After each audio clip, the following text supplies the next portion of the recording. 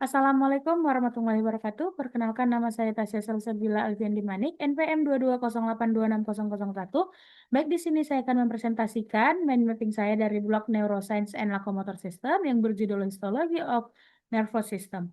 Nah, jadi sistem saraf ini tersusun atas jaringan saraf yang berfungsi untuk menerima rangsangan impuls serta mengelola informasi serta menghantarkannya ke efektor otot atau kelenjar. Dalam histologi, jaringan sel saraf terdiri atas sel saraf neuron dan sel penunjang neuroglia dan glia. Nah, jadi neuron adalah unit fungsional utama sistem saraf yang berfungsi menghantarkan impuls listrik. Nah, jadi badan sel, soma atau perikarion ini adalah mengandung inti nukleus yang besar, pucat, dan nukleusnya jelas. Sitoplasma mengandung substansi, retikulum endoplasma kasar yang berfungsi untuk sintesis protein. Juga terdapat mitokondria, badan Golgi, dan lisosom. Nah, untuk dendrit ini dia cabang pendek bercabang-cabang berfungsi menerima rangsangan dari neuron lainnya serta mengandung sitoplasma mirip soma tetapi tidak ada badan Golgi. Nah, adapun akson satu cabang panjang yang membawa impuls keluar dari badan sel, ujung akson membentuk terminal sinaptik yang mengandung vesikel. Nah, adapun neurotransmitter itu dia dibungkus oleh selubung mielin, oleh sel Schwann di PNS, oleh oligodendrosit di SSP, dan yang mempercepat menghantarkan impuls. Jenis neuron berdasarkan bentuk histologinya itu ada 3.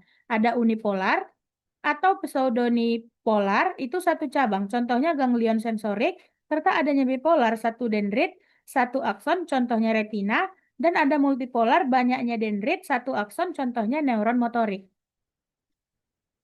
Adapun neuroglia atau sel glia itu sel penunjang yang jauh lebih banyak jumlahnya daripada neuron yang berfungsi sebagai penyokong, pelindung, penyedia nutrisi, dan menjaga hemostasis.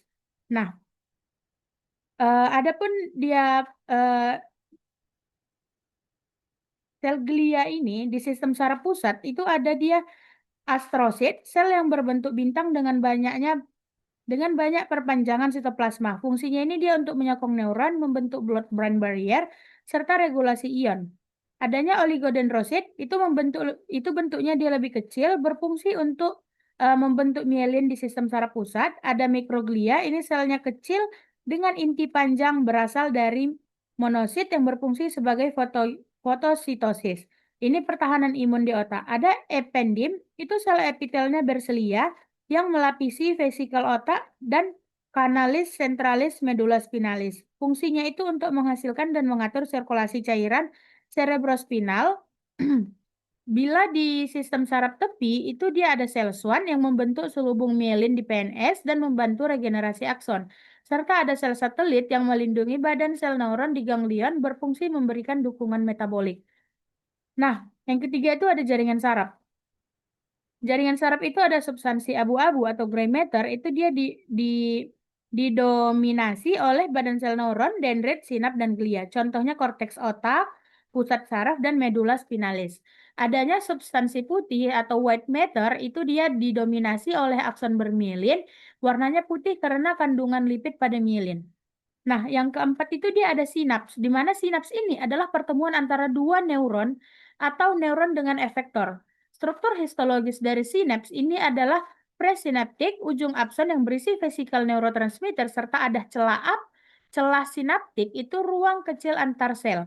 Nah, ada postsinaptik, itu dia membran neuron lainnya atau efektor dengan reseptornya.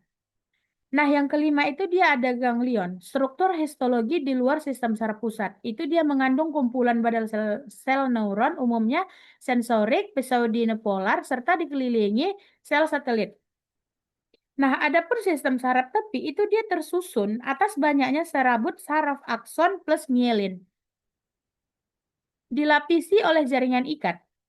Seperti endoneurium menyelubungi tiap serabut serta ada perinerium yang menyelubungi bundel serabut atau fasciculus serta adanya epineurium yang menyelubungi keseluruhan saraf.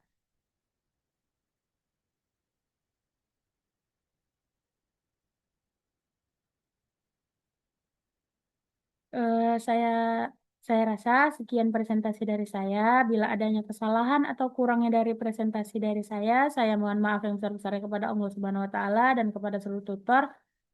Adapun referensi yang saya gunakan,